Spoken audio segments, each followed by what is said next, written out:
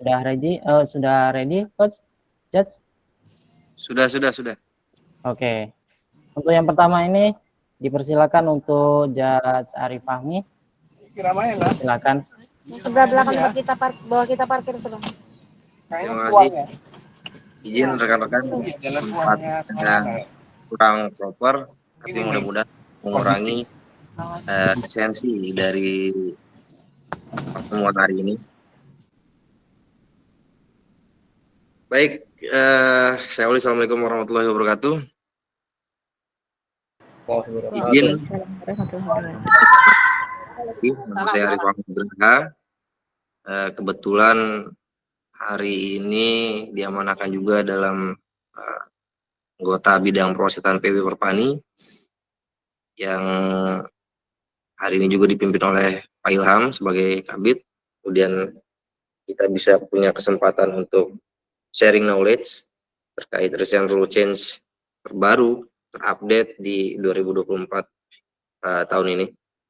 Mungkin saya awali dengan adanya beberapa pembaruan yang sebenarnya ini menjadi tolak ukur di negara kita bahwa apa yang terupdate hari ini di World Archery ternyata memang kita sudah melaksanakan itu dari jauh-jauh hari. Nanti kita akan bahas beberapa hal-hal menarik sebenarnya di terupdate-nya rules di World Archery ini. Boleh ke slide berikutnya, Bang.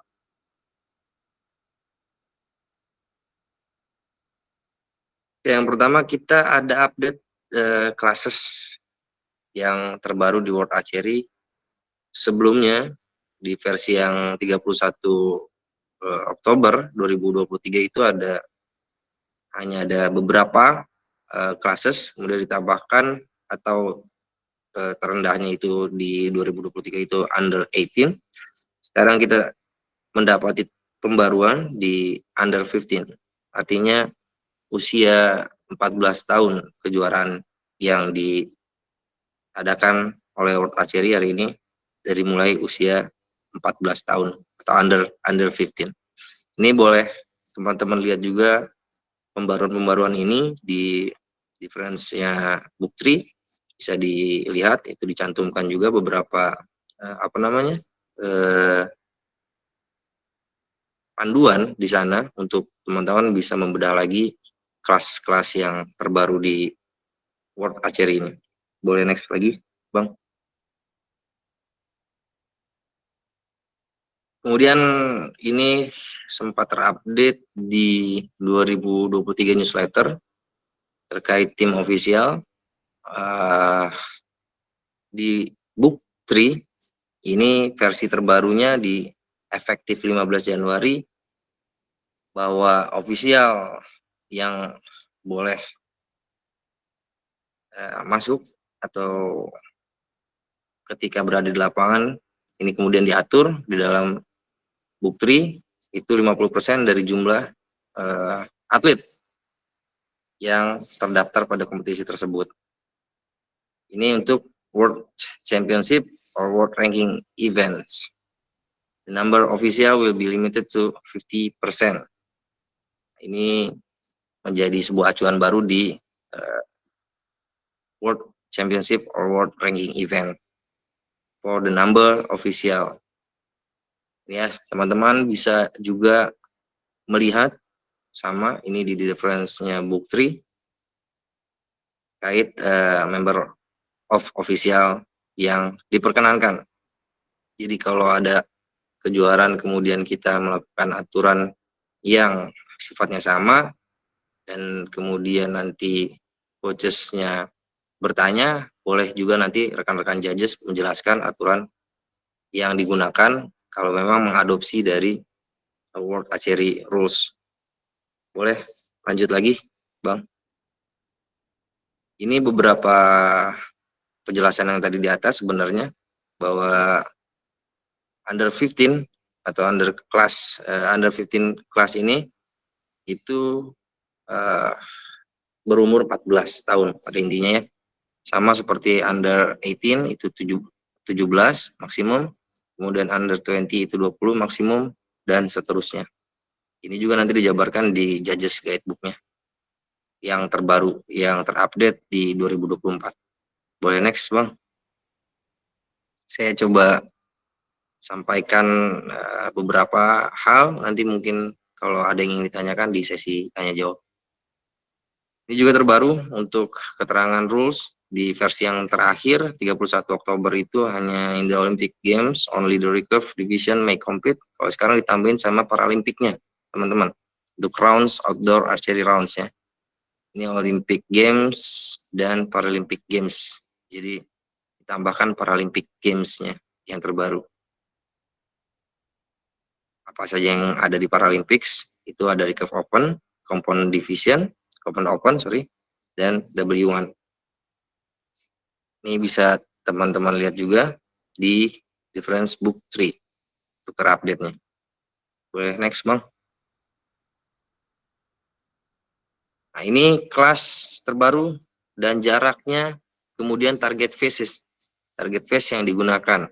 Kalau di kita sebenarnya sudah, di Indonesia sudah mendahului ya, sebelum World Archery mengeluarkan jarak untuk junior-junior kita. Tapi di sini, di World Archery diatur untuk under 15 for recurve division itu jaraknya 40 meter dengan target phase 122 cm. Artinya target phase yang sama juga untuk recurve pada umumnya di jarak 70 meter. Kemudian untuk compound under 15 itu jaraknya 40 meter. Kemudian target phase-nya sama 80 cm.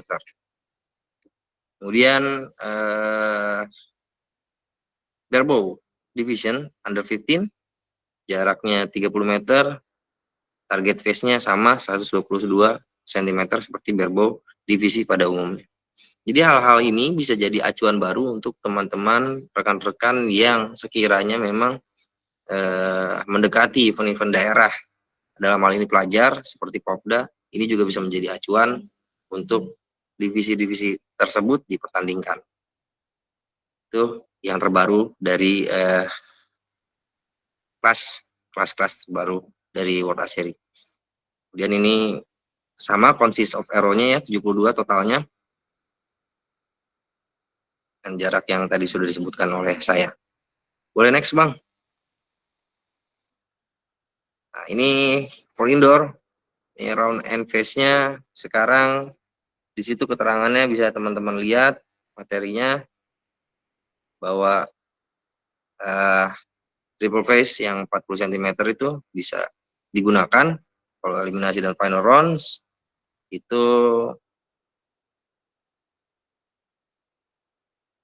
dijelaskan juga for target bat-nya di use single or triple phase all the other competition is choice, ada keterangannya ya, choice of the organizer. Ini terupdate-nya. Boleh next, Bang, nanti saya sudah mencantumkan beberapa contoh target phases. Ini target phase outdoor yang sebelumnya yang old version yang 31 Oktober, situ rekan-rekan bisa lihat ya, ada poin yang ditambahkan dan ada penjelasan yang lebih rinci untuk compound team. Di oldest-nya jelas terlihat bahwa for individual B1 atlet itu per target bat sama di yang versi terbarunya juga yang di 15 Januari itu compound ini individu ya, itu compound sama 80 cm 6 rings ya. Kemudian tambahan terbarunya adalah di for recurve W1. For recurve or W1 itu menggunakan one target but with one single target phase. Saya sudah mencantumkan, nanti contohnya ada. Bisa teman-teman lihat nanti. Kemudian untuk compound team. Compound team di sini langsung dijelaskan tanpa ada rincian lagi 80 cm dengan triangular setup. Triangular setup seperti apa nanti ada contohnya juga sudah saya cantumkan di gambar di bawah setelah penjelasan ini. Kemudian for compound mixed team dan para itu 80 cm with horizontal setup. Ini menarik teman-teman ketika terjadi shoot off Shoot off bagaimana penempatan posisi targetnya, ini sudah jelaskan juga secara rinci di versi yang terbaru di 15 Januari. Boleh next Bang. Nah ini contoh target phase yang tadi, for recurve or W1.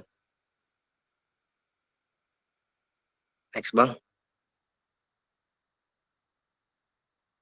Ini juga yang tadi dijelaskan di dalam book, target phase shoot off compound individu, itu ditaruh di tengah, the middle of targetnya 80 cm ya. One athlete per target but untuk shoot off compound. Next Bang. For team triangular setup. Nanti diserahkan kembali kepada atlet yang mau menembak. Itu timnya terserah diputuskan oleh mereka sendiri, mau yang atas kah, mau yang kiri bawah kah, mau yang kanan bawah kah, itu diserahkan kembali ke timnya masing-masing ketika lagi shoot off. Tapi posisi target phase-nya seperti ini, triangular setup. Untuk shoot off compound team ya. Boleh next Bang. Nah, ini untuk yang mix teamnya. Mix teamnya seperti ini. Atau double array. Oke, next Bang. Mungkin bisa mode layar penuh untuk materinya. Mode layar penuh slide-nya ya.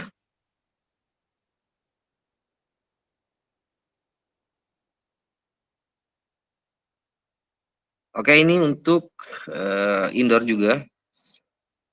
For shoot off-nya ya.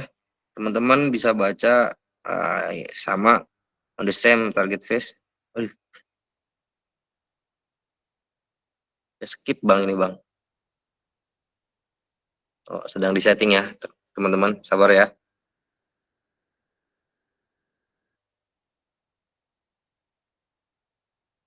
Oke, ini udah mode layar penuh ya.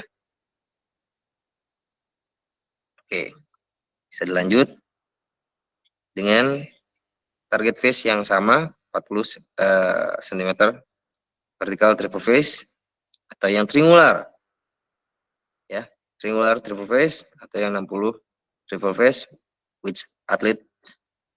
Jadi keluar lagi Bang.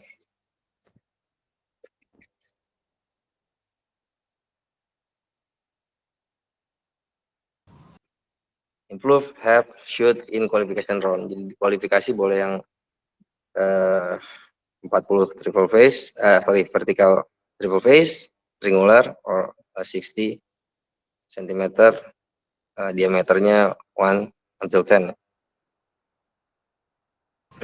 Sebentar, saya share ulang ya. Ya, siap. Agak kecil tadi memang.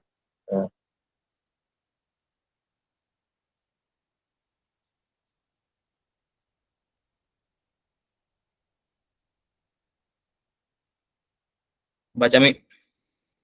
Baca. Oke, siap. Lanjut ya, teman-teman. Oke. Kemudian keterangan berikutnya for individual shall be one athlete, itu sama. Nanti teman-teman bisa lihat juga ketika ada shoot off untuk individu itu ditaruhnya di tengah target, but the middle of field juga untuk shoot off indoor. Keterangan indoor yang suka bikin kejuaraan indoor perlu diupdate juga terkait apa yang World Archery keluarkan di 15 Januari 2024 ini. For individual, his triple phase are used at the athlete shall shoot in the middle phase, yang tadi dijelaskan di keterangan sebelumnya ya. Kalau untuk yang tim, shoot off itu using triangular triple phase dengan lower center shall be at ketinggiannya 130 cm above the floor. Ketinggiannya juga harus dicek juga ketika memasang target phase untuk shoot off tim. Ini dijelaskan secara rinci, meskipun sebelumnya item penjelasan ini di versi yang terdahulu sudah dituangkan. Boleh next Bang. Nah ini rekan-rekan tampilan Judge Guidebook yang terbaru ya, yang 2024 dan 2018. bisa dilihat di bawahnya beda, ada 2018, keterangannya yang satu lagi 2024 meskipun covernya sama. Ada beberapa hal yang terbaru atau terupdate di Judge Guidebook ini, beberapa saya notice, mungkin nanti akan dilengkapi juga materi ini dengan Pak Ilham, apa-apa saja yang ada terlewat dari terbarunya rules yang berada di book 3, book 2, kemudian di Judge Guidebook. Boleh kita lanjut untuk membicarakan apa yang terbaru di sini. Ini ya, yang terbaru itu chairman, di chairperson ya, person of the judges itu ya untuk mengurusi semuanya, karena dia ini key poinnya atau menjadi kunci untuk sebuah event atau pertandingan yang mana COJ ini berkomunikasi juga ke beberapa elemen pertandingan, baik OC, TD, dan tentunya judges dan field crew dan perangkat-perangkat pertandingan lainnya. Ini ya, rekan-rekan bisa lihat nanti di Judge Guidebook yang terbaru yang di 2024. Kalau belum download silakan di-download dulu.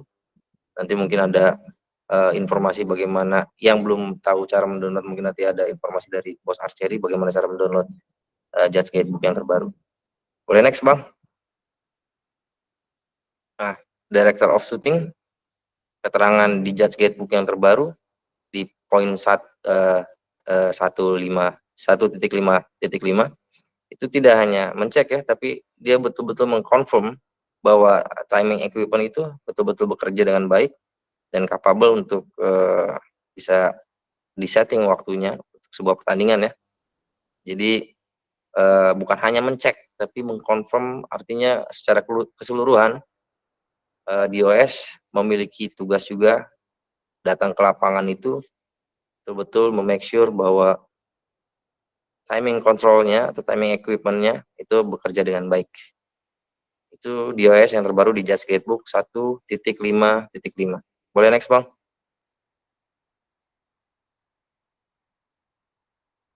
Nah, ini ya, age classes yang terbaru di Judge Guidebook, yang sebelumnya hanya ada 4, kemudian terkategori dengan Master, Senior, Junior, Cadets. Kalau sekarang tidak, dia penjelasannya 50 tahun plus, open, under 21, under 18, under 15. Di 50 plus, open, under 21, under 18, under 15. Di Judge Guidebook yang terbaru ya. Jadi teman-teman kalau ngomongin classes, sekarang udah nggak ada Master, Senior, Junior, Cadets.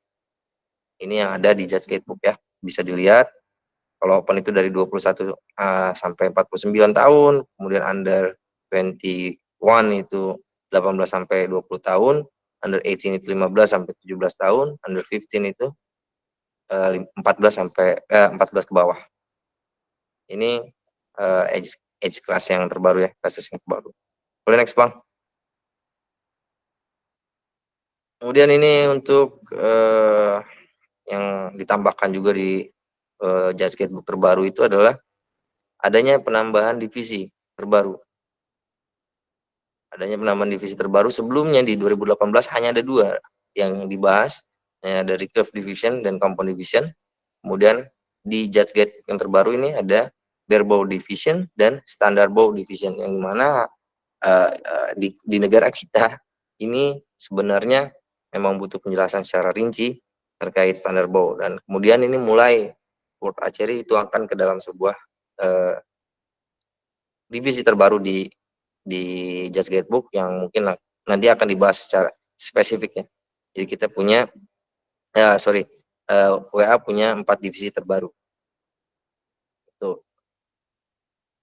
Boleh next, Bang? Kemudian ini di Judge Guidebook 3.8.2 tentang quiver ketika tentang nomor atlet. Ketika membuat nomor atlet sudah diatur bagaimana ukuran-ukuran yang boleh ditempelkan, dari ukuran namanya 38 mm on quiver, kemudian 18 mm di ikat sabuknya, di sabuknya. Ini at explain aja ya. Sebenarnya explain yang di 2018 nggak ada tulisan atau keterangan dari head lettersnya dan keterangan ukurannya. Boleh next bang. Ini penjelasan yang ditambahkan terbaru di Judge Guidebook juga ada di Judge Guidebook 2.1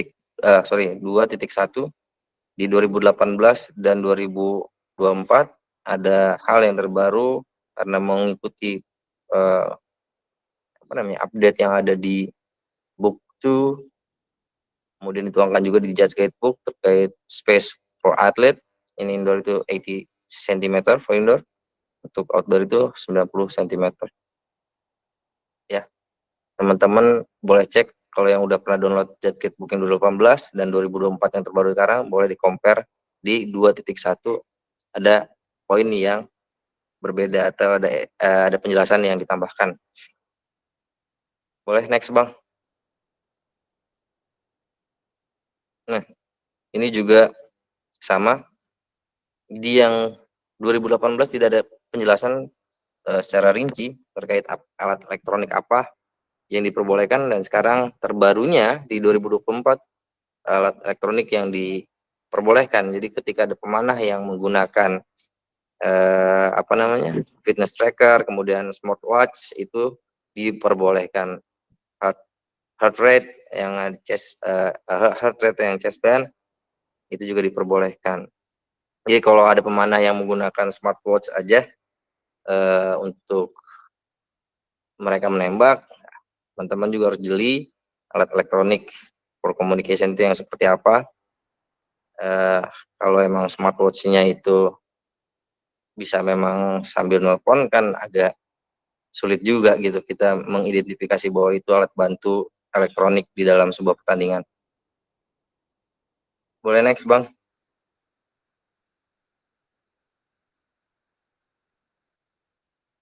Ini sama ya dengan penjelasan book yang terbaru bahwa tidak ada equipment failure. Maksud saya book 3 tidak ada equipment failure di world ranking.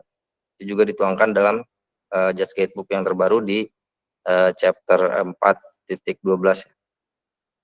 terkait equipment failure di world ranking or world event or world ranking event itu nggak ada equipment failure dan medical issue. Sama. Slide berikutnya medical issue. Boleh berikutnya bang. Nah, ini medical issue atau medical problem dituangkan juga di Judge Guidebook. Tidak ada di world ranking event. Yang terbaru atau penjelasan yang terbaru ditambahkan oleh Judge Guidebook di 2024. Boleh next bang. Oke, ini yang terkait bagaimana seorang COJ bisa overrule decision yang dibuat oleh seorang judge ketika dia melihat atau mengidentifikasi itu adalah sebuah kesalahan. Tapi overruling ini nggak bisa yang non appealable. Apa yang sifatnya adalah calling error dan lain-lain. Yang calling error lah ya. Mungkin nanti ada penjelasan yang ditambahkan juga oleh Bang Ilham terkait non appealable itu yang seperti apa saja. Khawatir teman-teman belum mengetahui dua hal yang tidak bisa di-appeal gitu ya. Boleh next bang.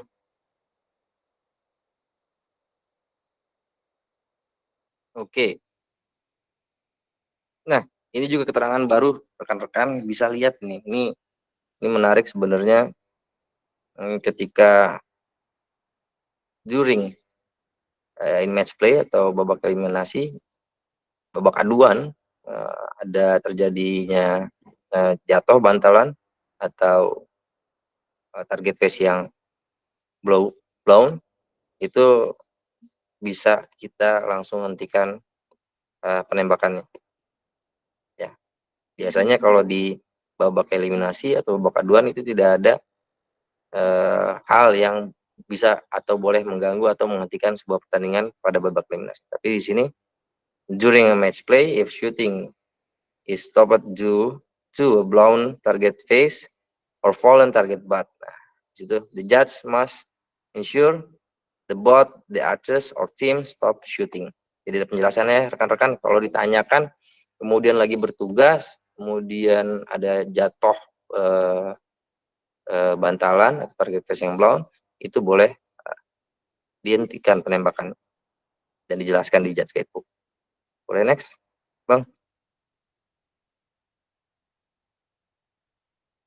Nah, ini penjelasan yang there is no second shoot off ya. Nggak ada second shoot off.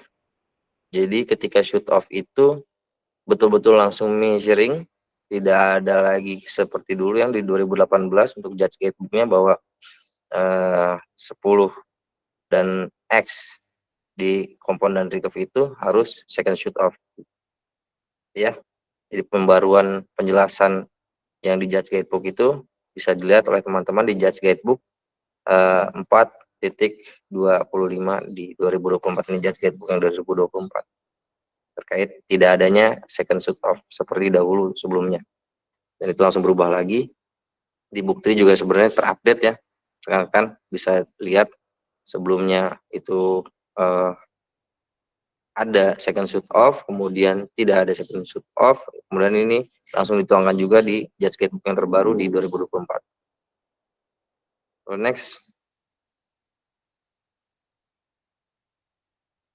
Nah, ini juga baru, penjelasan terbaru juga di final rounds, bahwa bouncer dan pass-through ya tidak akan menghentikan sebuah penembakan di final rounds ya. Rekan-rekan bisa lihat di explain yang judge guidebook 5.3 yang di 2024 itu betul-betul diberikan keterangan setelah kalimat yang equipment failure ya. Jadi bouncer dan pass-through will not stop the match.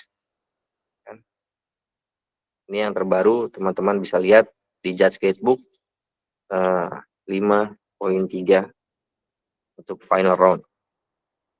Boleh next, Bang?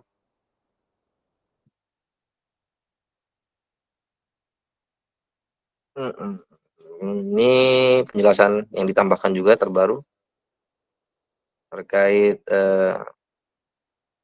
apa namanya?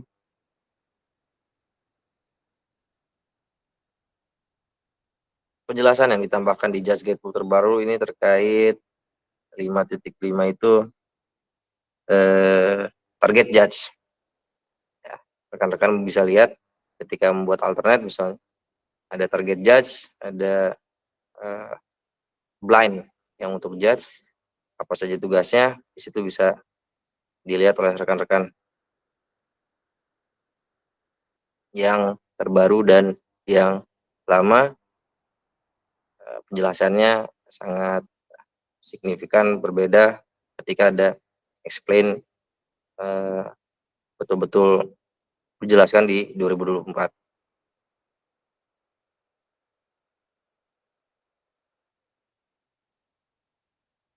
Boleh next, Bang?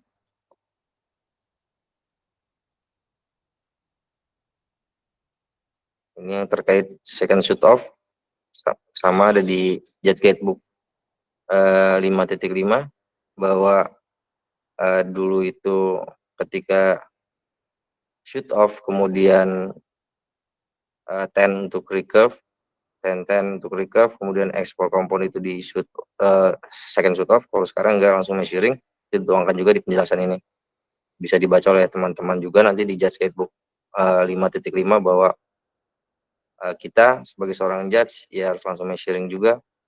Kalau sama juga ukuran yang kita measuring, itu baru for another shoot off. Rekan-rekan bisa baca apa yang dituangkan oleh judge guidebook atau buku panduan kita sebagai seorang judges. Boleh next, Bang? Ini yang ditambahkan explain-nya di judge guidebook 6.2 terkait Bentar.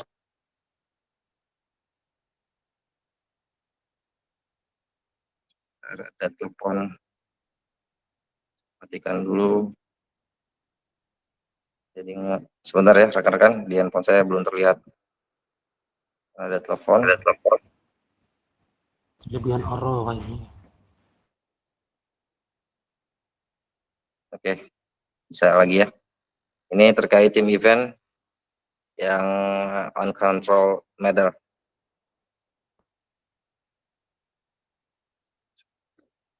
Saya keluar dari Google-nya sendiri. Sebentar. Oke, saya udah masuk lagi. Itu bisa dilihat oleh teman-teman, shooting shall resume with maximum 20 detik ya per arrow. Untuk diingatkan atau pengingat waktunya 20 detik untuk tim ya. Oke, itu bisa dilihat di Judge Guidebook for any reason ya, any reason.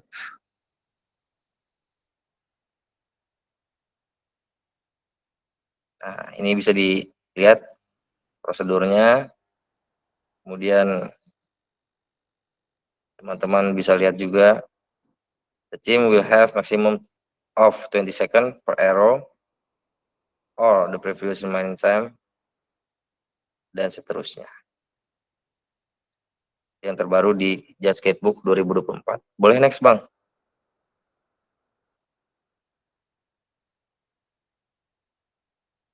Nge-lag lagi ya? Halo? Oke. Nah, ini yang terbaru juga di Judge Guidebook ada di poin 7.0 yang post competition prosedur. Sebelumnya tidak jelaskan, sekarang ada penjelasannya dari mulai introduction dan seterusnya apa yang harus dilakukan oleh seorang judge ya, dari mulai report event, evaluasinya dari sebuah event, kemudian evaluasi seorang judge itu dijelaskan langsung di introduction yang sebelumnya, dilampirkan saja di appendix ya. Sekarang sudah lebih terstruktur, lebih jelas, dan ini sudah dipakai oleh Kabid Perwasitan kita, langsung diimplementasikan ketika pasca pelantikan membuat event, itu sudah langsung diberlakukan oleh Kabid Perwasitan kita. Sebelum Judge Guidebook ini mengeluarkan aturan ini di yang terbaru yang di 2024 oleh Bang Ilham. Next.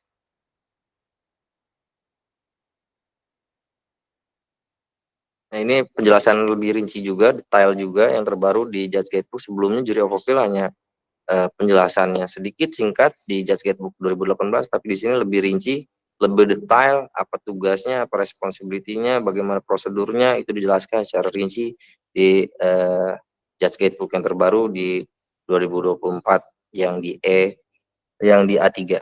Jadi teman-teman wajib sebenarnya sebagai seorang judge untuk mengupdate dan apa saja yang terbaru. Kalau di book 2, book 3 memang ada difference-nya. Kalau di Judge Guidebook teman-teman bisa sharing juga nanti ke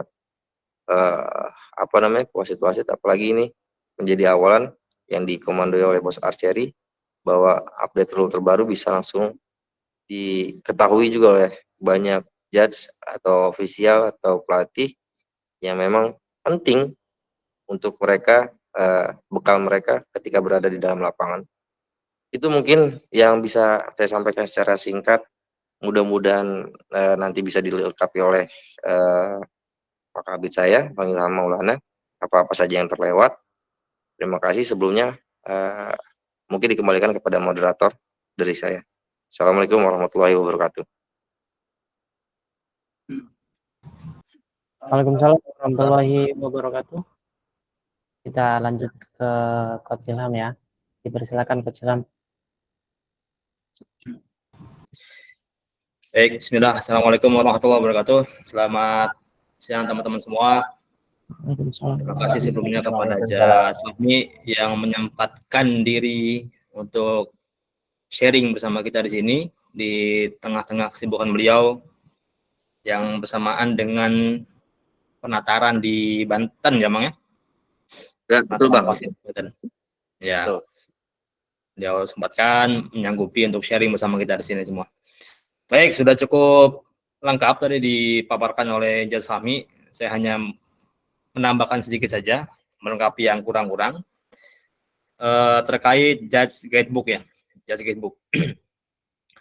Baik, sebetulnya di Judge Guidebook ini banyak perubahannya adalah dia baru mencantumkan rule-rule yang baru.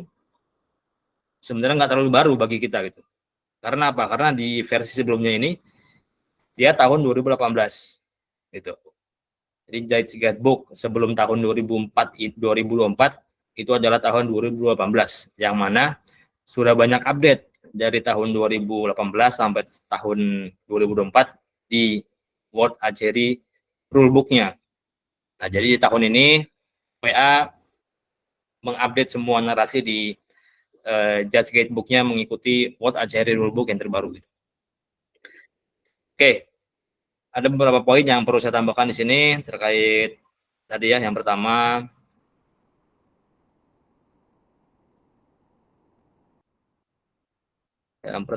nah ini dia. Nah, chairman dan chairperson. Jadi di versi sebelumnya itu masih ada beberapa bagian di Judge Guidebook yang masih menggunakan istilah chairman. Ya. Di versi terbaru ini semua diganti menjadi chairperson. Jadi COJ itu sekarang yang istilah resminya atau kepanjangan resminya adalah pakai chairperson of judge. Karena sebelumnya masih ada yang menyebut chairman of judge atau bahkan ada yang menyebut chief of judge gitu ya, COJ. Jadi ke depan kita bisa standarisasi menggunakan chairperson of judge gitu. Oke, ini tadi sudah dijelaskan oleh Pak Fahmi. Yang berikutnya ini juga ya sudah dijelaskan semua, ada tambahan under 15. Nah, sebenarnya penghapusan atau penggantian istilah senior, junior, dan cadet itu sudah dimulai sejak tahun 2022 atau 2023 kalau nggak salah. Tapi di Judge Guidebook-nya ini baru diupdate tahun ini. Oke, yang berikutnya ini juga penambahan barebow. Ya, barebow kita tahu sudah ada sejak tahun lalu atau 2 tahun yang lalu malah. Nah, yang menarik di sini adalah standar bow division. Nah, oke. Menarik karena divisi ini sangat familiar di kita ya, di Indonesia, standar bow division. Tapi jangan salah, standar bow division di Indonesia dengan standar bow division di World Archery itu berbeda. Ya, berbeda. Bedanya apa? Saya kasih lihat di sini. Kita langsung buka websitenya World Archery.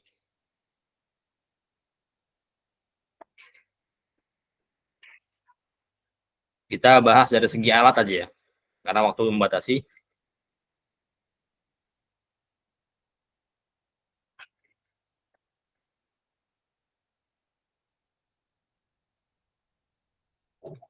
Oke, ini dia. World Archery Rulebook. Oke, yang kedua. Share ke keluar.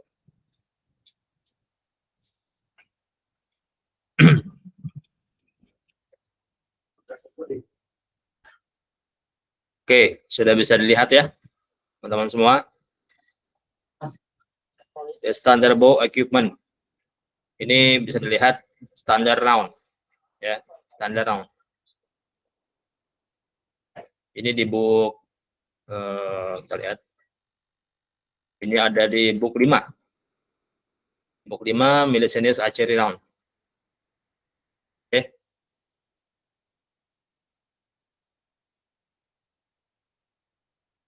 Lihat dari sisi alatnya dulu. Nah, ini. The standard bow equipment is defined as follows. The requirements, recurve division shall apply in their entirety with the following additional provision or modification. Nah, di sini yang penting. The bow shall be of a simple design, either a tag part, ya tag part bisa dilepas kayak standar bow kita, tag part type with wooden or metal riser.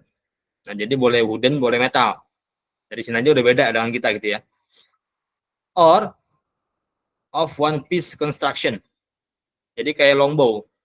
Dia satu piece aja atau kayak harus bow gitu ya. Itu masuk ke standar bow.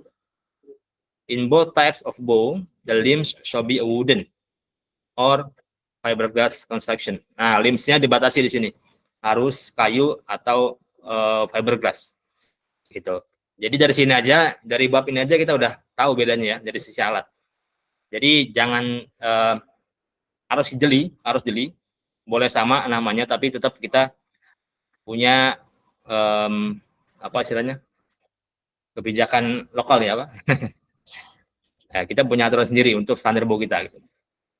Namanya sama. Oke. Yang berikutnya yang perlu saya tambahkan juga di sini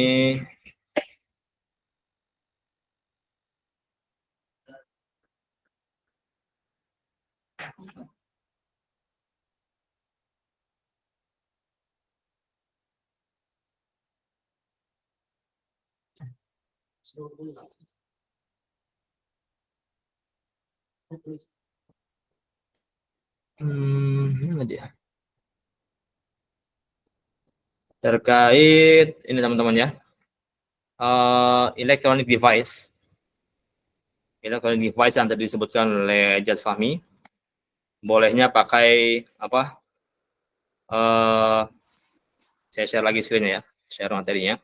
Bolehnya pakai smartwatch, kemudian heart rate, chest band.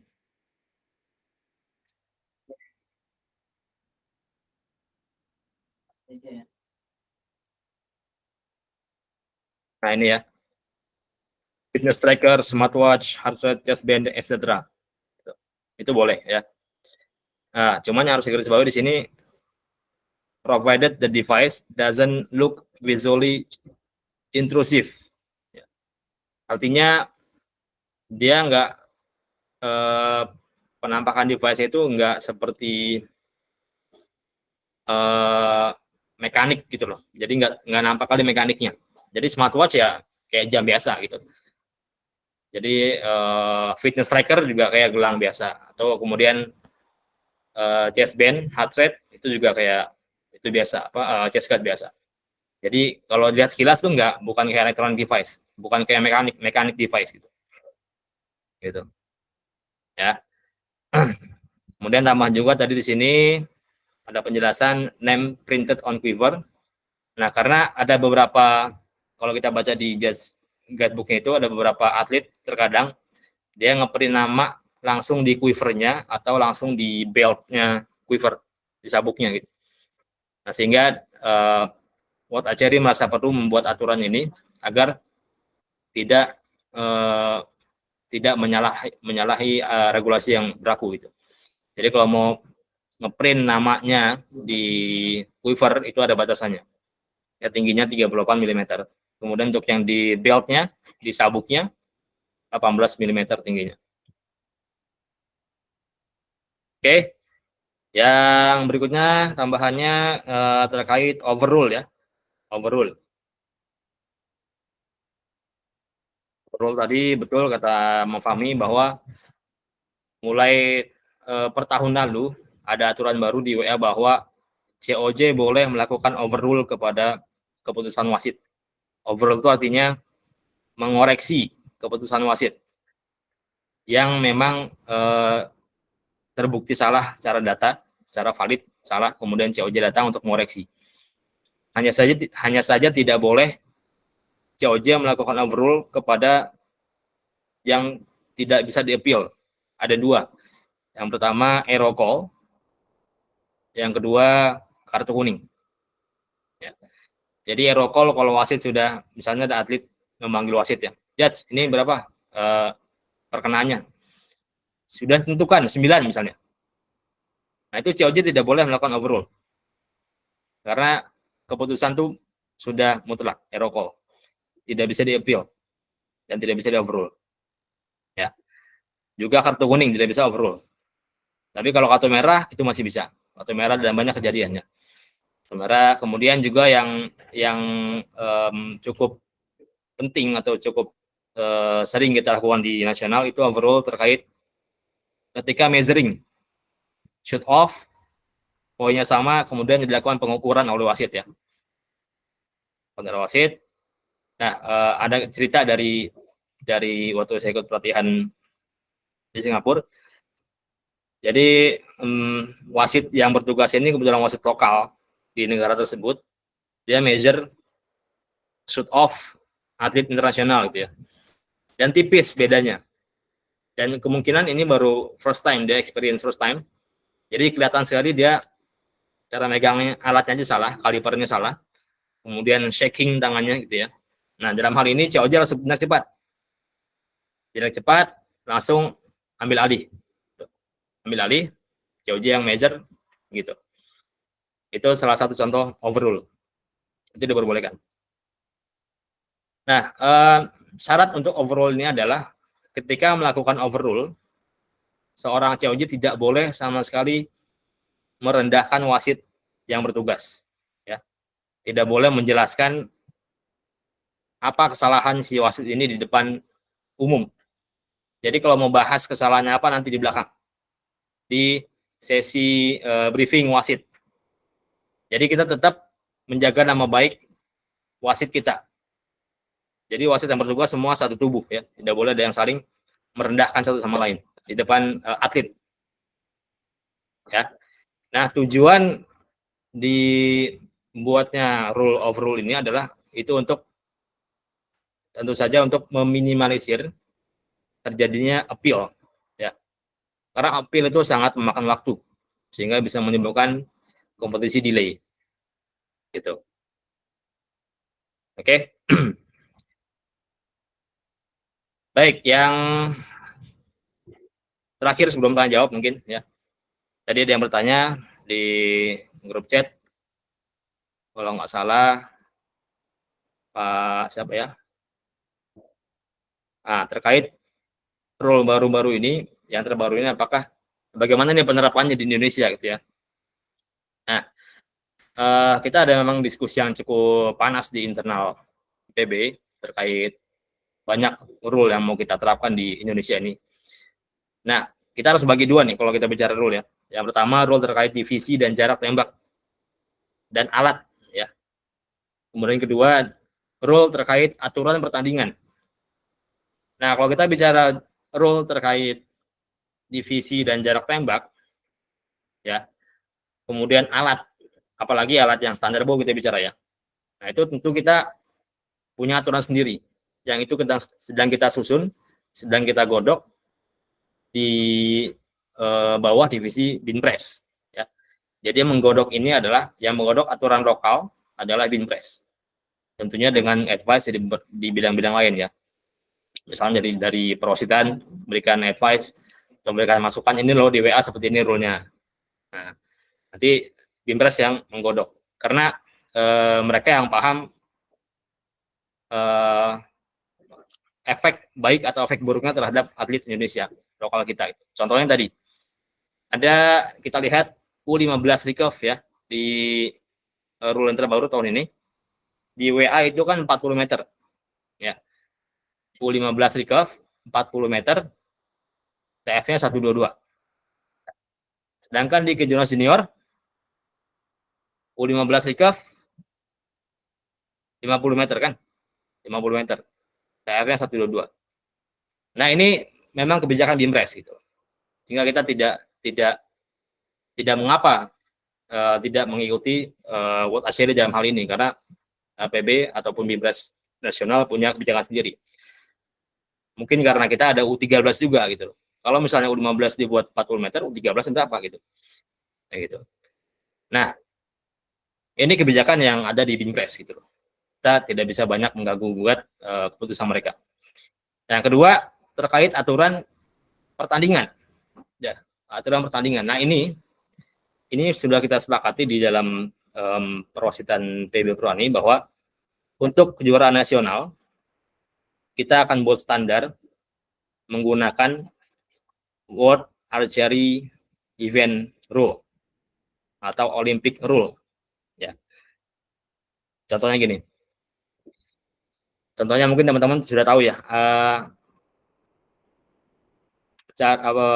Hukum memakai pakaian warna kemo atau atribut warna kemo di pertandingan. Pasti pada bilang, oh nggak boleh gitu ya. Nah sebetulnya kalau kita teliti di World Archery Rulebook, pelarangan ini hanya untuk World Event Ranking atau Olympic gitu. Artinya selain itu WA meluaskan, tidak ketat gitu loh. Tapi kita follow yang Olympic Rule, itu satu. Yang kedua, waktu penembakan. Satu arrow dulu berapa? 40 detik ya. Sekarang kita pakai 30 detik.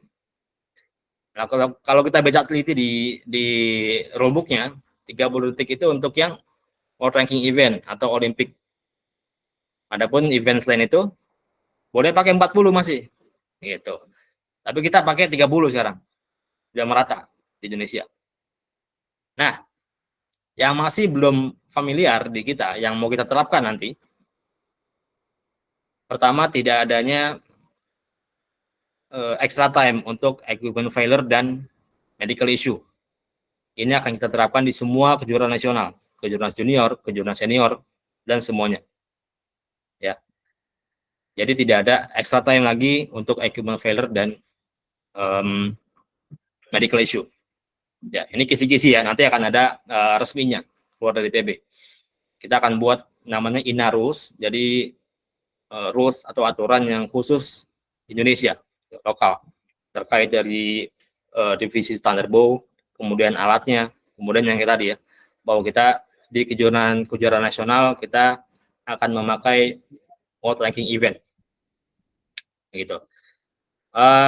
Tujuannya apa? Tujuan kita adalah, setelah kita diskusi dengan bidang-bidang lain, kejuaraan nasional adalah momen yang pas untuk atlet kita belajar sebelum maju ke jenjang berikutnya, internasional. Gitu.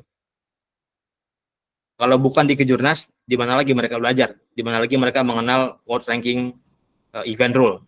Seperti itu. Itu tujuannya. Nanti ini memang cukup menarik diskusinya ya. Tapi karena cukup waktu kita dibatasi, mungkin kita bisa buka tanya jawab dulu, Coach Revi.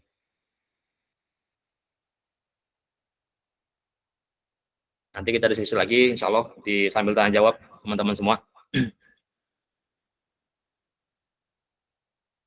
Ya, terima kasih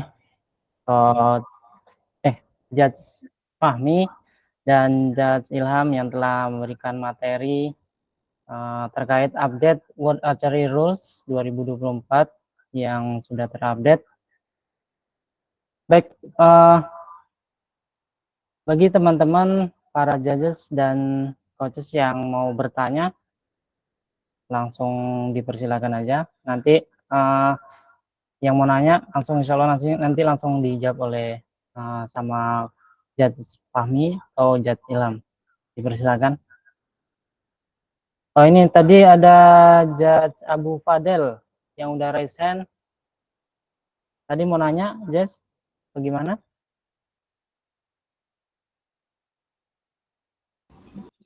Judge Abu Fadel. Ya, Coach Abu Fadel monitor.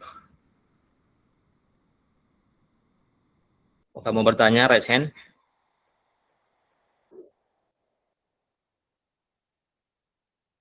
Abu Fadel CH. Aku pencet ya.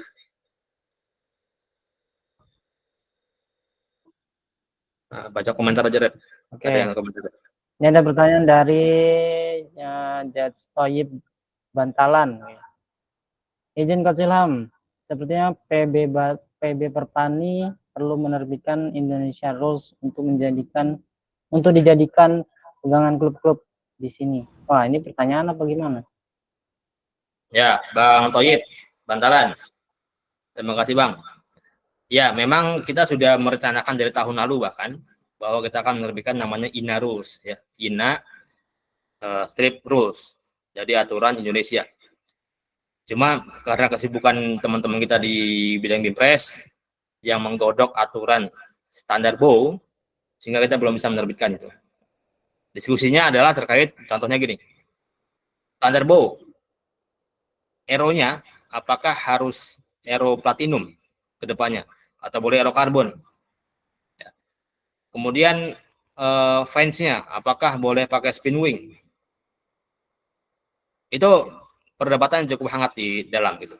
Jadi kita belum bisa, karena kita perwasitan sebetulnya hanya terima matang ya. Kita ngasih advice, ngasih referensi, ini di World Archery seperti ini rule-nya dan sebagainya. Tapi yang menggodok dan mengeluarkan produk rule terkait standar BO ini adalah Binpres. Gitu. Jadi kita doakan teman-teman semua dan mohon support-nya, semoga bisa cepat keluar ya INA rules untuk menjadi pedoman kita semua. Terima kasih Bang Toib.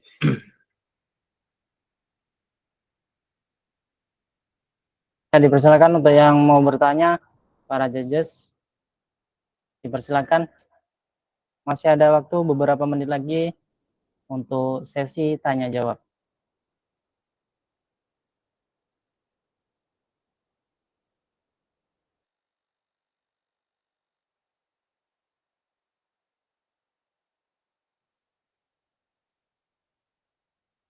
Ada yang raise hand, Bang. Bang, ada yang raise hand, Bang. Indra Sumantri. Oke, Judge Indra, dipersilakan. Baik, mohon izin, Judge. Indra, Sebelumnya belum dipersilakan. bisa menyalakan kamera, mohon izin.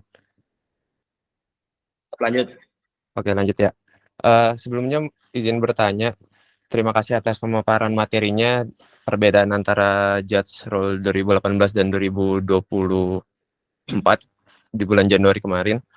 Yang ingin saya tanyakan, mungkin ini sebelumnya saya juga udah pernah menanyakan saat pelatihan Judge, terkait bagaimana kita ataupun tenggat waktu ketika kita ingin mengadakan suatu pertandingan, tenggat waktu untuk kita berkomunikasi dengan judge ataupun PB seperti itu, ataupun dari Pengprov terkait peraturan-peraturan. Mungkin dari PB Perpanit sendiri, itu apakah ada waktu Hamin sekian bulan sebelum itu kita melaksanakan perlombaan, itu udah harus deal untuk peraturan-peraturannya, walaupun nanti tadi sempat disinggung ada local rules dan segala macamnya. Mungkin dari PB Perpani sendiri apakah ada acuan Hamin sekian kita harus proposal harus masuk ke PB sehingga peraturan-peraturan itu udah bisa di-announce lebih dahulu ke para peserta nantinya. Terima kasih, Jats.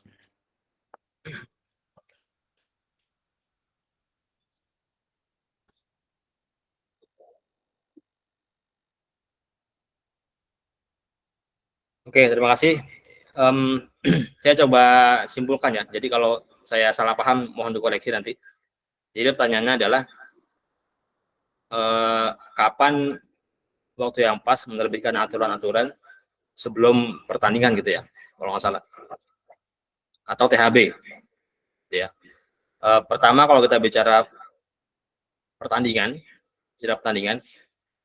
jadi kita mau membuat pertandingan itu ada secara garis besar ada dua jenis pertandingan ya, pertandingan yang sifatnya resmi Perpani di setiap tingkat daerah, kemudian satu lagi open ya, open yang artinya yang mengadakan baik bisa klub atau yang lainnya.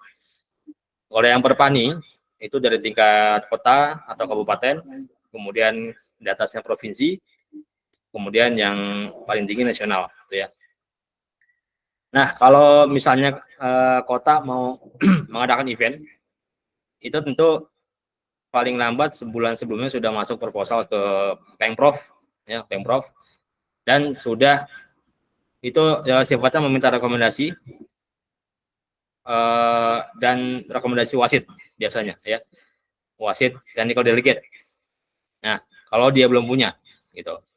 Tapi kalau dia sudah punya, dia meminta rekomendasi saja, dan dia harus sudah mencantumkan THB-nya di surat tersebut.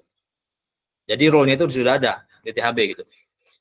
Di THB kan dijelaskan ini mengacu ke mana nih rule-nya gitu. Apakah punya rule sendiri atau mengacu ke UACD atau sebagainya gitu.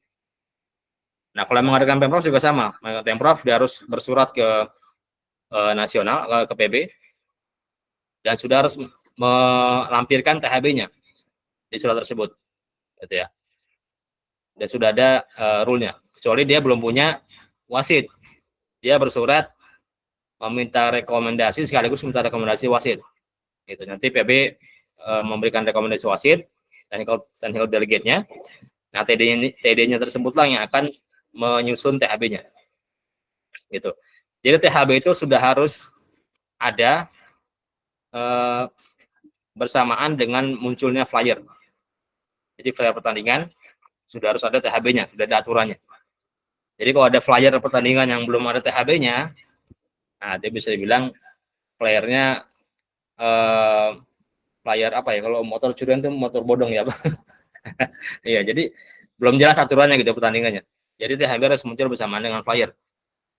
Gitu. Sudah ada aturannya gitu. Nah,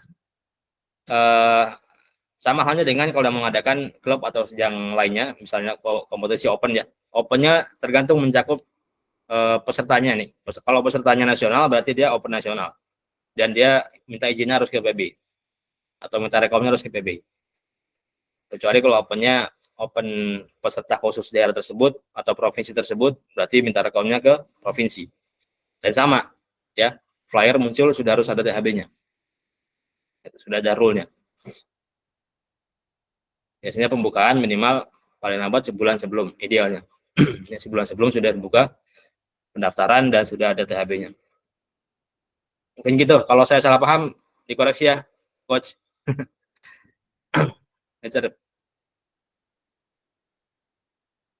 Di komentar ya. Bukan lain lagi.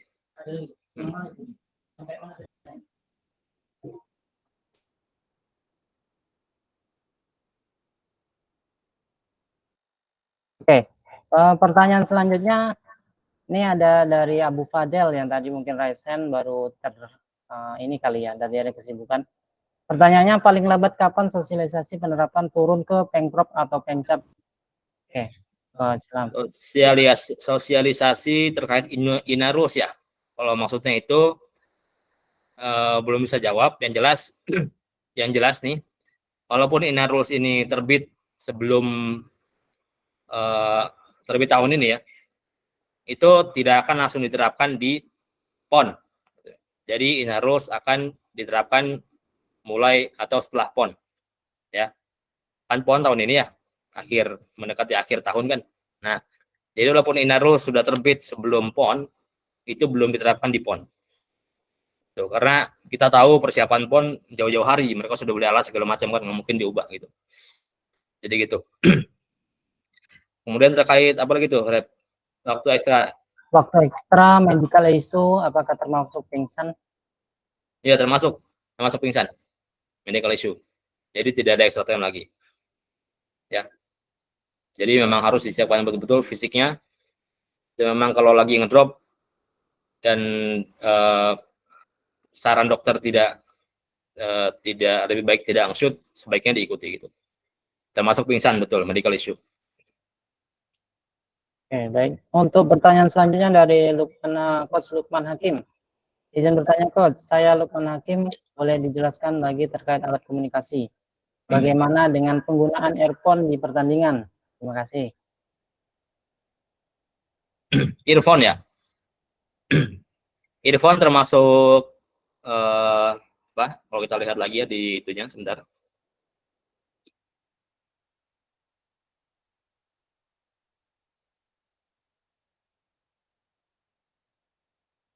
Earphone sebetulnya termasuk, saya pernah dapat penjelasan dari Mr. Joe. Earphone termasuk electronic device yang dilarang, gitu ya. Kecuali yang sifatnya untuk atlet yang disable, pendengarannya kurang, gitu. Alat bantu mendengar dia, itu masih dibolehkan. Gitu. Tapi earphone yang dia mendengarkan misalnya musik atau murotal gitu ya, untuk lebih menerangkan, itu jelas electronic device yang dilarang, nggak boleh.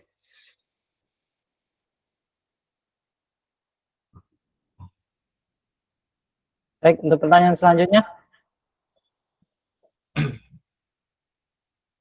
Tadi ada yang raise hand, cuman kayak terpencet gitu. Apakah jadi bertanya atau gimana? Saya sekilas saja tadi ngelihatnya, nggak kebaca. Malu-malu Keren kali. aja dia. Dari Stikers Archery, penggunaan HT Bluetooth juga dilarang berarti ya? HT atlet buat apa ya? Buat HT ya? Nggak boleh juga ya HT ya? Buat HT nggak boleh. Termasuk electronic device itu. Tidak ada kepentingan sebetulnya atlet membawa HT. Gitu. Handphone ya, itu dibolehkan hanya untuk scoring, ya, hanya untuk scoring pakai scorekeeper, pakai handphone itu boleh bawa ke target face, target bat tentunya ya. Tapi HT nggak bisa buat scoring ya. Kalau untuk official oke pakai HT. Untuk official saya belum pernah mendapati kasusnya sih. Tapi Saya kalau memang itu HT ada. kalau nggak salah pernah event besar kalau nggak di gubernur kalau nggak salah itu official tapi yang pegang HT, tapi di gini terus dia mungkin kayak dia mantau dari jarak jauh terus official di situ dikasih arahan gitu, boleh coach gimana? Oh, kalau official di belakang itu boleh. Oh boleh. Nah, yang nggak boleh itu electronic device di atletnya, Di atletnya. di alatnya, di atletnya gitu. Kalau di belakang lain hal. Oke, ada lagi dari coach Andika Putra. Nama di quiver dan belt ada aturan bagaimana di lokasi lain, misal pakaian atau topi. Gimana coach? Kalau nama di pakaian, nama punggung, saya sempat observe itu tidak ada aturan ya, aturan khusus yang apa terkait tingginya berapa dan sebagaimana. Yang jelas nama punggung itu harus sejajar bahu punggung, crossing the shoulder, back, nama kemudian di bawahnya nama daerah. Ya. Dan itu memang harus bisa terbaca secara make sense ya, make sense terbaca dari jarak yang cukup jauh terbaca gitu.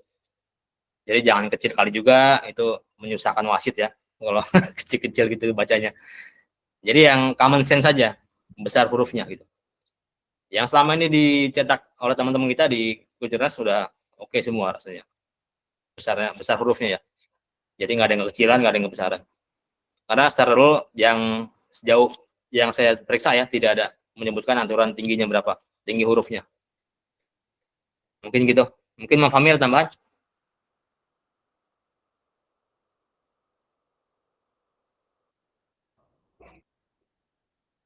Mas Famil sudah ya. Sudah cukup sama Abang Da itu udah terjawab mungkin. Siap. Nah, ini bertanya yang hijab kali ini Bang, kali ini. Oh, yang bawah ya. Tidak terbaca coach. Jadi ada beberapa atlet kami pakai nama di jilbabnya. Diperkenankankah untuk nama apa? Nama atlet atau nama merek? Kalau merek ada aturannya. Roda pertandingan standar bau. Di jilbabnya boleh ya, ya. Tempel nama di jilbabnya boleh. Nama sama ininya. Kalau di kita ya. Tapi kalau di luar pernah dapat pengalaman nggak Mi ketemu atlet yang nama di jilbab? Belum. Nah, karena kalau atlet luar biasanya dimasukin semua Mi ya ke dalam baju ya. Iya. Kan dia menggunakan jersey yang ada apa ya namanya nama dan alamat negaranya apa nama negaranya jersey-nya. Oh berangkat Ya. Ya, kalau di kita yang beberapa kejuaraan yang sudah kita lalui dibolehkan nempel nama di jilbabnya, jilbab. Bang, ini ada yang nanya Bang. Gimana? Ada yang nanya, apakah penentuan pembagian medali harus mengikuti apa yang sudah diberlakukan di event nasional? Contohnya pembagian medali per jarak, kalau yang di daerah, yang di Porprov itu kan per jarak, kalau di nasional seperti apa gitu? Oh, Mas Fahmi mau jawab? Monggo. Ya ini nggak apa-apa Bang aja nih. Takutnya Penentuan aturan pembagian medali ya mengikuti nasional apa yang bukan di nasional. Oh, kalau kita bicara medali, ini kita bukan bicara internasional ya, karena di WA medali hanya di babak eliminasi ya. Iya. Nah, Di Indonesia itu memang kita suka pesta medali. Bahkan di negara tetangga pun sama, di Malaysia ya, itu medali bahkan sampai berapa besar? Nah, 10 besar dapat medali kualifikasi. Karena memang untuk menyemangati anak-anak kita gitu. Jadi sebetulnya nggak ada standar ya Pak ya. Dari nasional tidak ada standar, harus mengikuti seperti dari kejurnas junior, medali sesi 1, medali sesi 2 dan total gitu ya. Itu tujuan Binpres melakukan itu untuk memberikan kesempatan lebih besar kepada daerah-daerah gitu loh. Mungkin aja dia kalau secara total kalah, tapi sesi 1 menang nih, dapat medali gitu. Jadi memberikan kesempatan lebih luas kepada setiap daerah untuk mendapatkan medali gitu, Pak.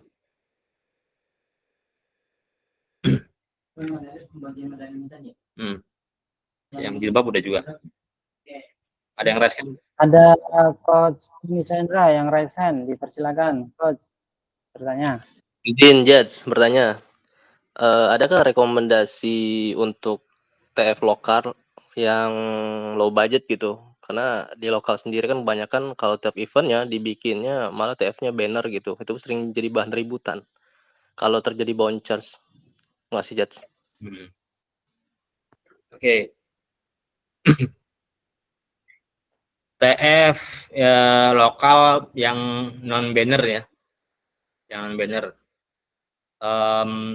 Sejauh yang saya tahu itu yang produksi TF lokal yang kertas itu ada di kawan saya, Coach Denny, DAD. Tapi harga saya kurang tahu ya. Coba nanti tanya langsung ke DAD, dia produksi TF kertas yang lokal.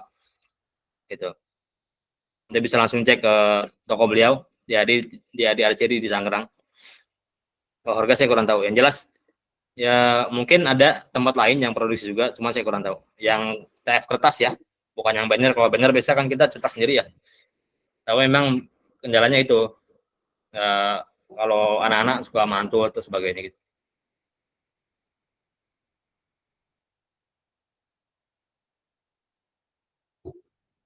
Mungkin itu ada lagi. Mungkin pertanyaan terakhir teman-teman semua.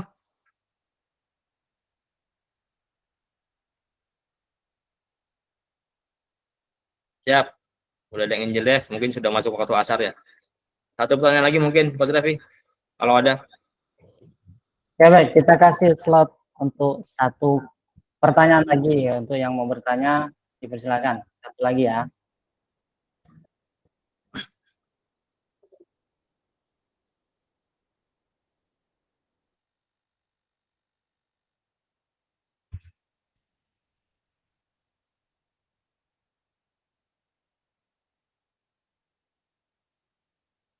Bagaimana? Ada yang mau ditanyain lagi? Judges? Alhamdulillah udah paham semua berarti ya. Nanti kalau kiranya mau waktunya udah habis, nanti baru keinget nih mau nanya apa, nanti langsung aja di grup WhatsApp aja kalau mau dipertanyakan. Kalau dari Pak Coach Ilham atau kami ada mau ditambahin lagi closing statementnya? Oke. Baik teman-teman semua, kalau sudah tidak ada pertanyaan lagi, kita tutup. Izinkan saya memberikan sedikit closing statement. Jadi terkait wasit perwasitan panahan di Indonesia, kami PB Perpani ya, perwasitan saya dan teman-teman memang sedang menggodok berbagai program ya untuk memajukan perwasitan panahan di Indonesia khususnya. Yang kami fokuskan tadi ya, pertama Inarus, kemudian edukasi seperti webinar seperti ini, kemudian akhir bulan nanti ada pelatihan DOS dan Result Manager, itu merupakan pelatihan perdana di Indonesia, pelatihan spesialisasi ya. Karena yang selama ini kita pelajari bahwa DOS dan Result Manager itu tidak bisa, itu merupakan role yang perlu skill khusus gitu. Perlu skill khusus yang mana tidak bisa didapatkan dari pelatihan yang umum. Maka kita buat pelatihan khusus gitu. Muncullah program atau agenda pelatihan DOS dan Result Manager di akhir bulan nanti. Dan masih banyak program kita yang insya Allah ke depan untuk memajukan panah Indonesia dari bidang perosesan khususnya. Jadi mau support teman-teman semua dan mohon doanya yang penting agar lancar semuanya untuk kebaikan kita. Dan sengaja tadi saya tidak share di awal, tadi banyak yang nanya ya, apa WA rulebook yang terbaru di mana downloadnya dan sebagainya, Judge Guidebook. Tapi sudah ada, saya lihat di grup yang sudah men-share, berarti bagus. Saya sengaja mau lihat nih mana yang inisiatif dan sudah bisa meniru sendiri gitu. Nah, nanti setelah webinar ini selesai, saya akan share linknya, untuk mendownload WA rulebook yang terbaru, kemudian Judge Guidebook yang terbaru, dan juga tentunya slide dari webinar kita kali ini akan kita share juga. Ya, semoga bermanfaat dan tentunya untuk teman-teman wasit semua tetap semangat belajar karena rule itu terus berubah, dinamis, dan harus belajar. Maka yang tidak mau belajar maka akan tertinggal gitu. Dan para pelatih juga tentunya harus update terus ya terkait peraturan panahan ini. Semoga bermanfaat. Terima kasih semuanya. Ya, saya kembalikan ke Coach Revi. Terima kasih kepada Judge Islam. Untuk Judge Fahmi, ada tambahan? Yang bisa ya. Siap. Closing statement-nya. Cukup, Coach. Saya pikir sudah terwakili oleh Pak Kabid semua apa yang menjadi mandatori kita sebagai seorang wasit. Yang penting bagaimana kita tahu atau update itu mulai dari cara mendownload aturannya terlebih dahulu. Kemudian penerapannya boleh juga sambil discuss di grup-grup pelatihan seperti ini, boleh juga menjadi wadah sharing knowledge ya bagi rekan-rekan yang mendapati atau menemukan kesulitan pemahaman atau baik interpretasinya ada yang berbeda dari A dan B, itu bisa didiskusikan dalam sebuah wadah forum. Saya pikir itu. Terima kasih untuk Bos Archery, khususnya Pak Direktur, Pak Kabid saya Bang Ilham Maulana yang sudah memberikan kesempatan pada seluruh partisipan yang mudah-mudahan ini niatnya adalah sharing knowledge biar bisa bermanfaat bagi sesama dan menjadi modal yang baru lagi untuk kepercayaan diri teman-teman dalam bertugas gitu, biar tidak lack of confidence dalam bertugas. Itu mungkin dari saya. Terima kasih banyak sekali lagi. Assalamualaikum warahmatullahi wabarakatuh. Waalaikumsalam warahmatullahi wabarakatuh. Assalamualaikum warahmatullahi wabarakatuh. Terima kasih kepada Judge Fahmi closing statement-nya. Dan terima kasih juga kepada seluruh judges yang telah mengikuti BOS webinar World Archery Rules 2024. Semoga sharing session kita pada hari ini ilmunya bermanfaat dan akan bisa diterapkan di klubnya masing-masing, juga dalam mengupdate rules yang terbarunya untuk para atletnya agar tidak ketinggalan update. Baik, dari saya itu saja. Mungkin dari saya tidak banyak dan saya maaf. Mari kita tutup dengan doa kafaratul majlis.